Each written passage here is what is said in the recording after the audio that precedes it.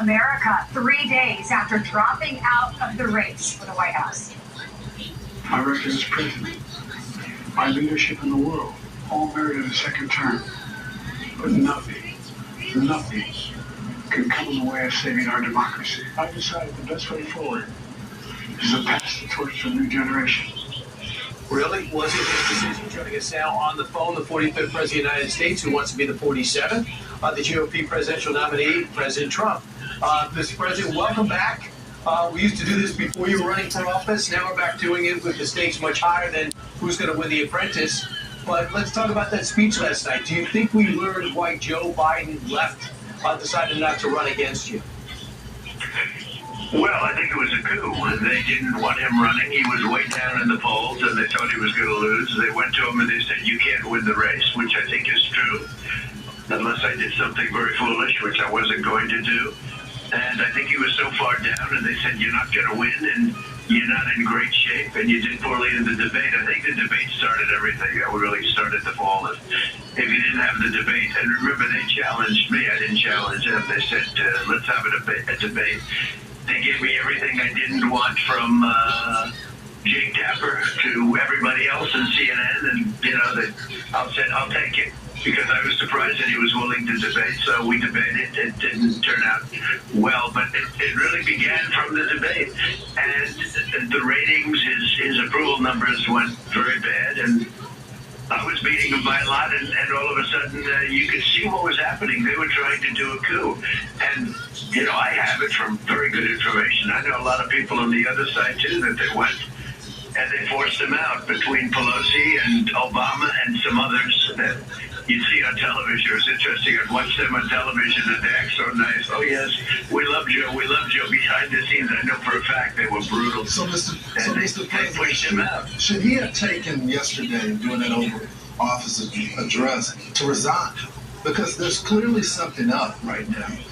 The reports are coming out that he's fallen asleep in cabinet meetings, the scripting, everything. You have aides saying that Nancy Pelosi had to take over infrastructure negotiation because he was all over the place. Should he have resigned yesterday in this speech? He's been this way for a long time. He hid in his basement during COVID. They pulled a fast one. He was in his basement. When I was campaigning, I said, "Where is this guy? He's never out." And he's been this way for a long time. I think he's worse now. I watched the speech last night, and look, the amazing thing is, you look at the other networks, they say, "Oh, wasn't that a wonderful speech? Wasn't he wonderful?" It was terrible. It was like a terrible speech, and terrible delivery. He looked like he was having problems, and yet you watch the other networks, and you would think he was Ronald Reagan in his prime, Winston Churchill in his prime, and he wasn't. It was not good. It was not a good speech. The look, the sound, the voice, everything.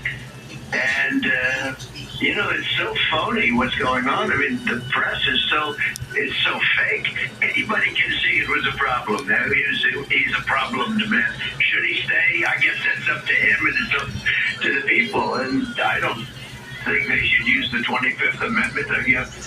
Not long to go. We have 4 months now, and then he's got another month and a half. But I will say this: the world is in a very dangerous place. I think if he goes, she then takes over, and she's worse than he is. I really believe she's a San Francisco radical. She's actually, I think, a much worse candidate than he is, and she's not doing very well in the polls, considering she's got a little birthday present. Well, she's so progressive, and you can just look at her voting record.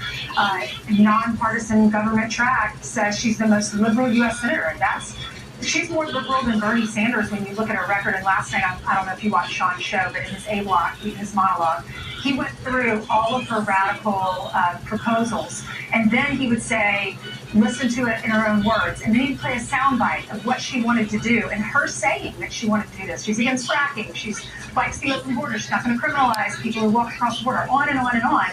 It just laid out how drastic her policies are. Can America survive a Kamala Harris presidency? No.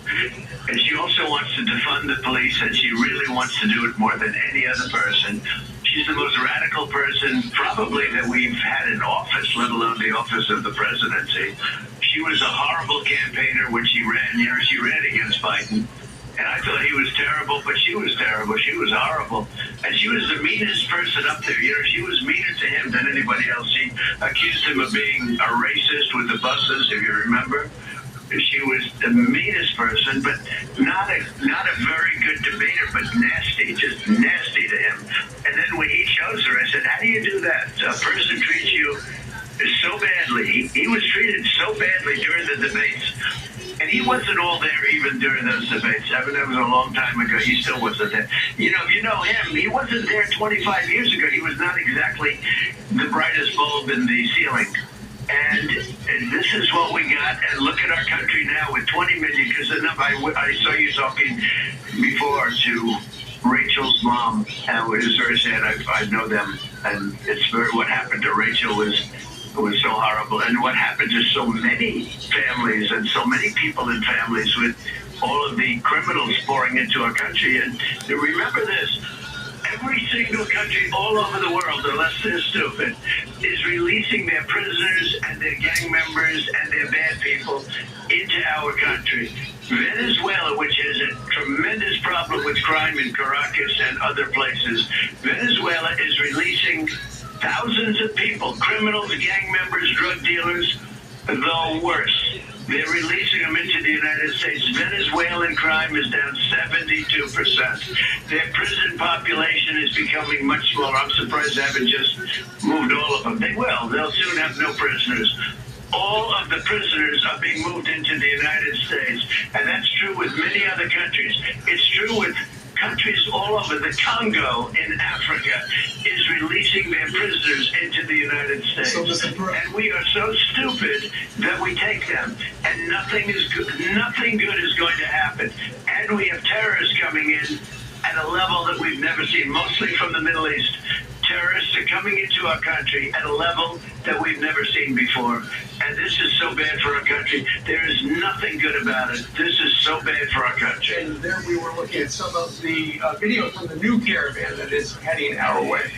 Mr. President, you know, it was just about a week ago that you selected J.D. Vance to be your running mate. Now we know that Kamala, at that point you didn't know that Kamala Harris was going to be your main opponent, but now she is. And I'm sure you've seen there have been a couple of stories out that say they wonder whether or not you feel you made the right pick, given the fact you didn't realize you were going to be running against a woman who might now try to pick a running mate to deliver a key state or a demographic or anything like that. You're still 100% behind J.D. Vance, right? He's fantastic. Yeah, no, it wouldn't have mattered. And I thought she was probably going to happen anyway, because I knew there was a palace coup going on, and I assumed that she'd be probably getting it. She had the advantage. So, yeah, it wouldn't matter. No, he's doing a fantastic job. He goes around. He's essentially for the worker. He's seen the worker be horribly abused and taken advantage of, and he's for the worker. That's what his book is about. That's where his feelings are. No, he's for the worker. No, he's great. He's doing a great job, and he's been very well received. Well, Kamala Harris has given 2 speeches now that she's the candidate, and they're almost identical speeches. This is what she's doing. She's going after you this way. Why? Before I was elected vice president, before I was elected United States Senator, I was elected Attorney General of the state of California, and I was a courtroom prosecutor before then. I took on perpetrators of all kinds. Predators who abused women, fraudsters who ripped off consumers, cheaters who broke the rules for their own gain.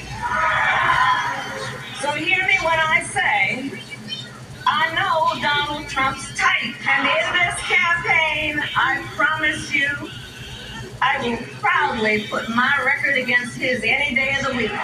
As they attack, what's the retort?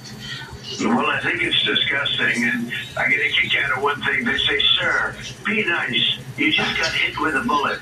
Maybe he's changed. Be nice. And I'd love to be nice, but I'm dealing against real garbage. When you hear that They've weaponized the justice system against me.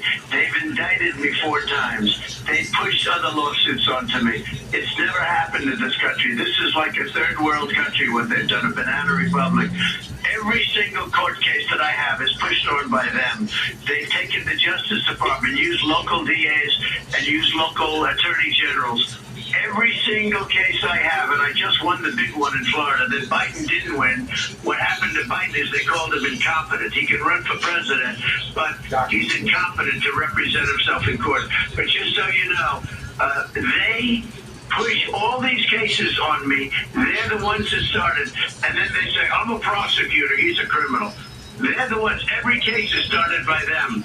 And I'm winning the cases. But every case, and the big one I just won in Florida was just thrown out by a brilliant judge, to be honest with you. And it's disgraceful. It's disgraceful that they can do this. It's called weaponization, and it does happen in other countries.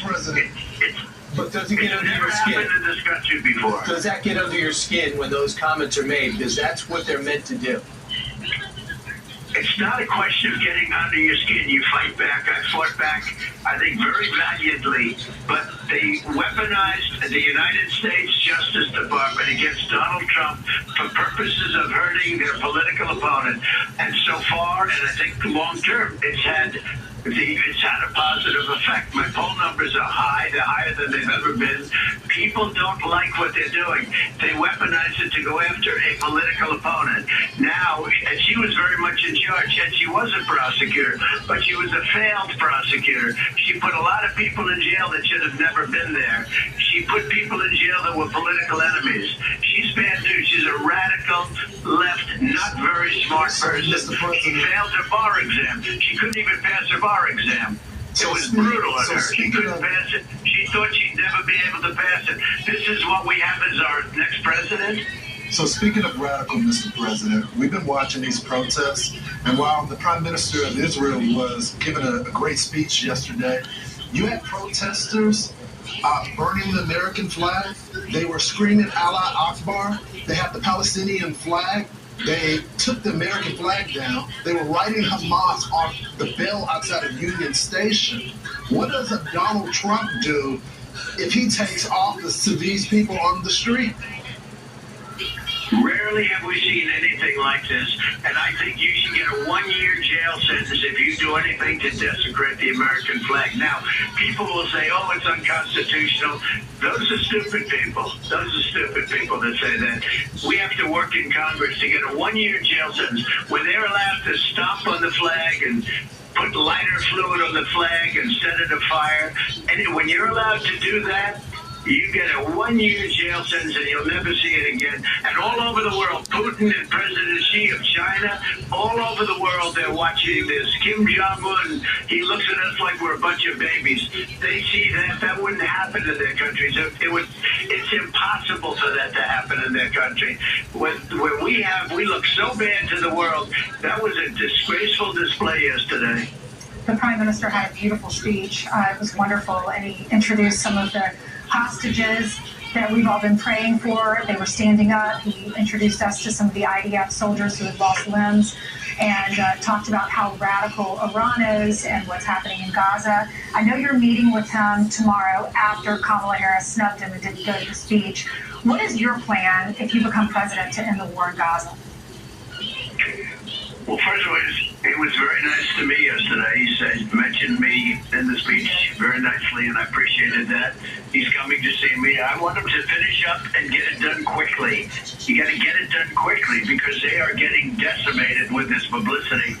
And, you know, Israel is not very good at public relations, I'll tell you that.